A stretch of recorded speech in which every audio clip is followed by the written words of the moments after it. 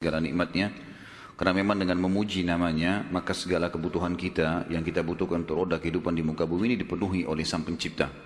Dan juga kita panjatkan salam hormat kita, salawat dan taslim kepada Nabi besar Muhammad sallallahu alaihi wasallam sebagai bentuk kepatuhan kita kepada Allah yang Maha Tinggi dan Maha Pemurah, karena Ia telah menjadikannya ibadah untuk kita semua.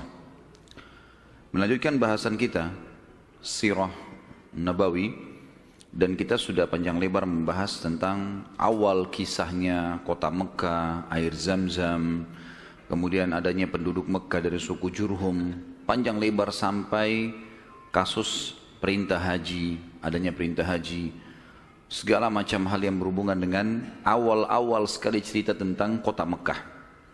Dan saya sudah janjikan pada pertemuan yang terakhir kita akan membahas tentang masuknya agama Yahudi dan Nasrani ke Jazirah Arab.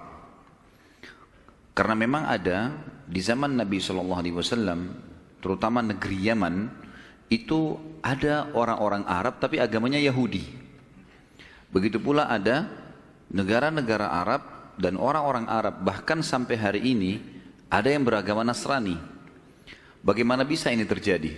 Maka kita akan rentet insya Allah sejarahnya pada pertemuan sekarang. Dan semua ini teman-teman sekalian, sebagaimana saya jelaskan pada awal pertemuan kita sebenarnya bisa membahas langsung dari lahirnya baginda Nabi SAW. Tetapi menurut saya pribadi terlalu banyak informasi yang hilang, yang semestinya kita ketahui sebelum lahirnya Nabi SAW, terutama keadaan Jazirah Arab itu sendiri. Kalau apa yang kita bahas bagaimana nanti akan antum dengarkan panjang lebar cerita tentang Jazirah Arab ini, ternyata sebelum Nabi SAW ada rentetan histori yang panjang sampai lahirnya Nabi mulia ini. Dan kenapa beliau diutus di kota Mekah. Kita mulai dengan agama Yahudi teman-teman sekalian. Yahudi sebenarnya diambil dari kata-kata Huda. Di antara maknanya adalah Huda. Dan ini diambil dari perkataan Bani Israel pada saat mereka menyembah patung yang dibuat oleh Samiri, di mana Nabi Musa alaihissalam pergi ke gunung Tursina untuk menerima wahyu Taurat selama 40 hari.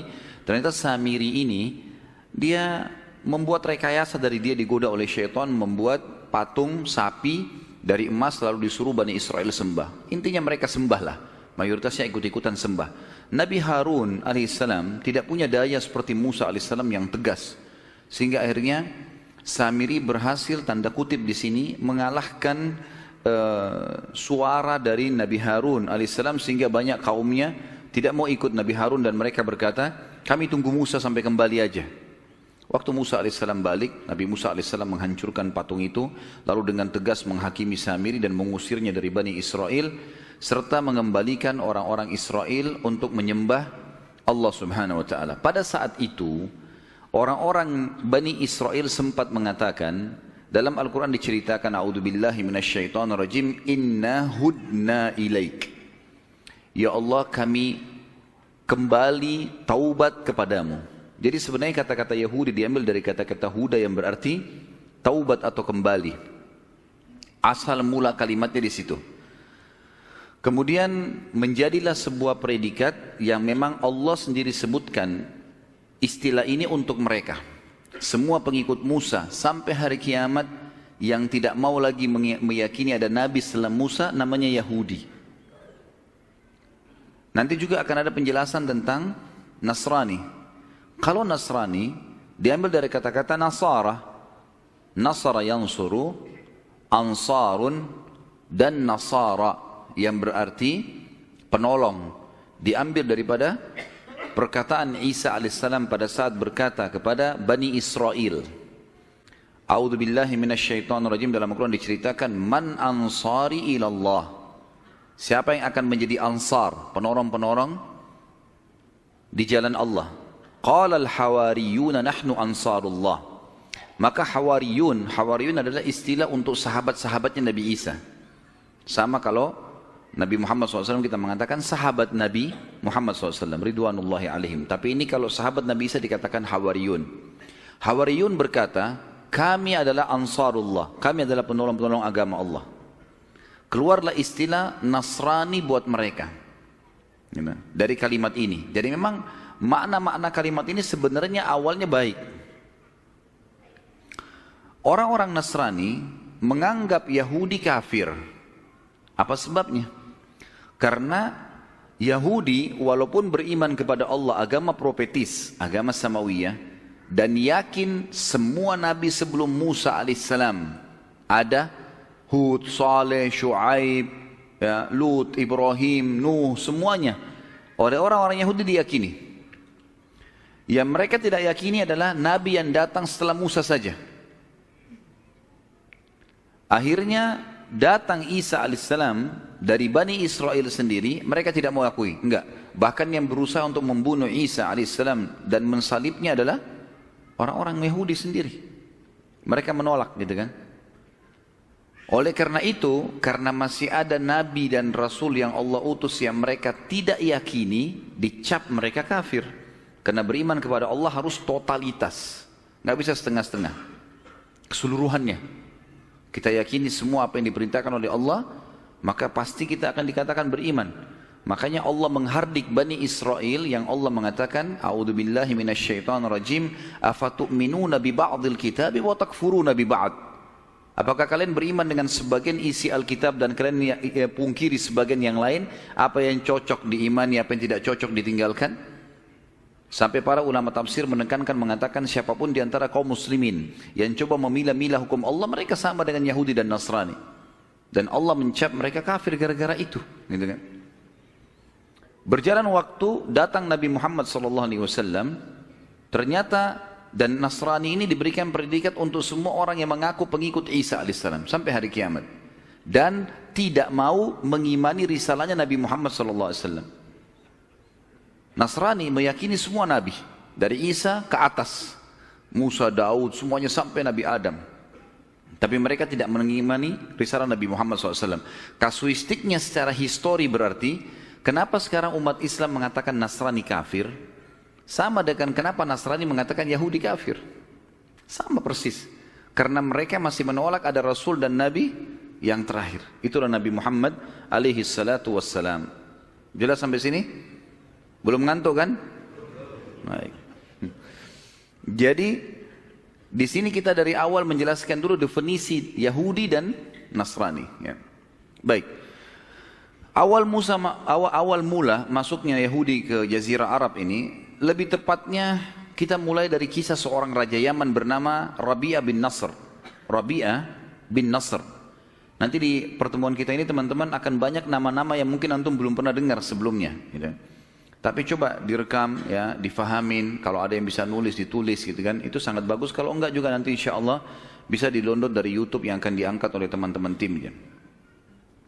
Rabi'ah bin Nasr ini seorang raja Yaman dan ia pernah bermimpi satu waktu, dalam beberapa buku sejarah disebutkan, dan dia sangat gelisah dengan mimpi itu. Dia mimpi kerajaannya hancur, segala macam api di sana sini, dia ketakutan.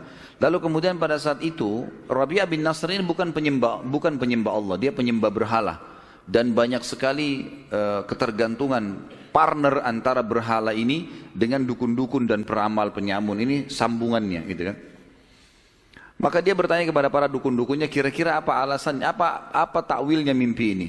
Sebagian dukun-dukunnya mengatakan, ini menandakan kerajaan Anda akan hancur sebentar lagi. Gitu.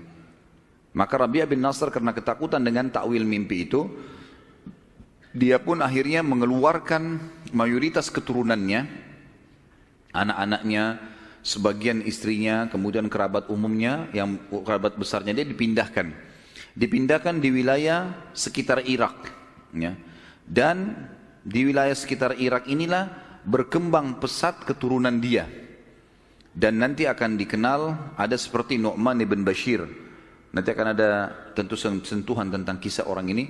Nu'man bin Bashir ini salah satu keturunan Rabi'ah bin Nasr yang waktu dihijrahkan ke Irak, kemudian mereka berkembang di situ di wilayah padang pasir yang luas sehingga menjadi komunitas kerajaan yang besar juga di Irak. Tapi ini keturunan Rabi'ah bin Nasr. Baik. Yang sedang kita bahas Rabi'ah bin Nasr. Rabi'ah bin Nasr ini selain memang kerajaannya sangat luas, dia juga terkenal sekali mempertahankan setiap raja. Nanti kalau dia mati harus anaknya yang jadi raja. Anaknya mati maka harus jadi anaknya lagi. Atau kadang-kadang dia tidak alihkan ke saudaranya. Rabi' bin Nasr ini kalau mati anaknya jadi raja. Nanti kalau anak yang pertama mati pindah ke anak kedua, anak ketiga, terus dia mau ke keturunannya. Salah satu keturunan Rabi' bin Nasr yang terkenal sekali, jadi banyak keturunan dia, tapi diantaranya yang jadi saksi bahasan kita adalah seseorang yang bernama Tabban As'ad. Ini nama yang kedua. Jadi Rabi' bin Nasr ini adalah raja dulunya, tapi bukan dia yang sedang kita bahas. Ada keturunan dia yang bernama Tabban As'ad. Tabban As'ad ini kerajaannya luas, secara fisik orangnya kuat, tampan, kaya raya, keturunannya banyak, gitu kan. Dan menjadi tradisi orang-orang Arab pada saat itu, dan sampai sekarang sebenarnya masih terjadi. Kalau ada seseorang memiliki kelebihan fisik, keturunannya banyak, orangnya pintar, kaya raya, pokoknya berkumpul pada dia kelebihan-kelebihan duniawi ini, maka dia boleh membuat suku sendiri atas namanya dia. Walaupun suku itu dianggap cabang dari suku induk. Salah satunya adalah Tabban As'ad ini. Tabban As'ad ini karena memiliki banyak kelebihan dunia, di antaranya hampir seluruh wilayah Jazirah Arab, terutama Yaman pada saat itu dikuasai oleh dia. Mempunyai kelebihan fisik, punya kekayaan, punya segala, maka dikeluarkanlah sebuah julukan untuk dia, khusus untuk Raja Yaman, dengan istilah Tubba. Diambil dari nama dia Tabban As'ad. Dalam Al-Quran Allah mengatakan wa qaumu Tubba, dan kaum Tubba. Tubba maksudnya adalah orang-orang Yaman. Dan Yaman ini punya histori memang. Sebagaimana kita tahu juga ada surah nomor 34 dalam Al-Quran namanya surah Saba. Saba adalah nama lainnya negeri Yaman. Jadi memang banyak histori berhubungan dengan negeri ini. Tentu pada saat itu sebab dikeluarkannya istilah Tubba karena raja-raja dunia yang berkuasa juga punya julukan-julukan. Seperti misalnya kalau Persia itu ya, ada istilah Kisra.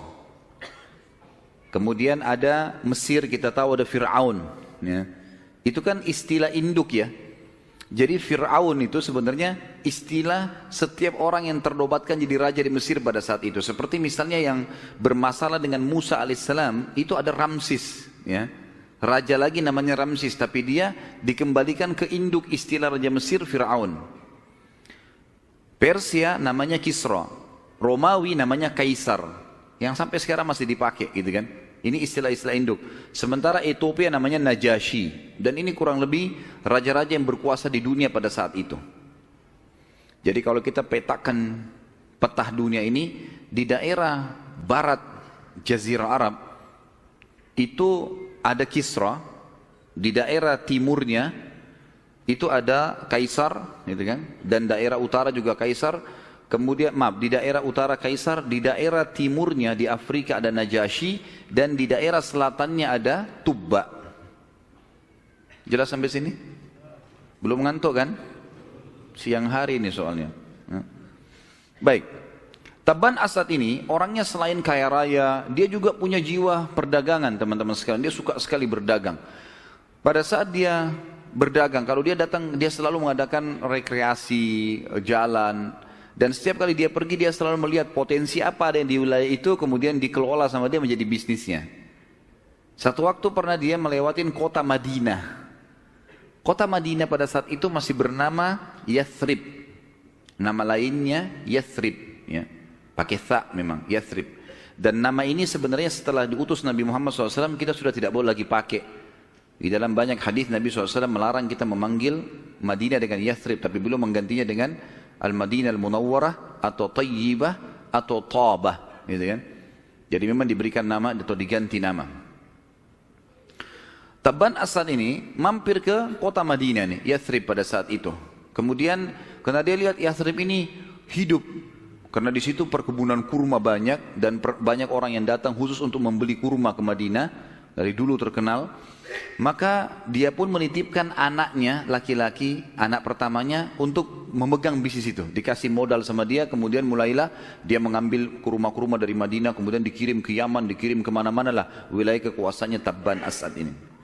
Ternyata anaknya Tabban As'ad ini berselisih dengan beberapa orang masyarakat Madinah. Akhirnya cekcok, ribut, terbunuh anaknya Tabban As'ad.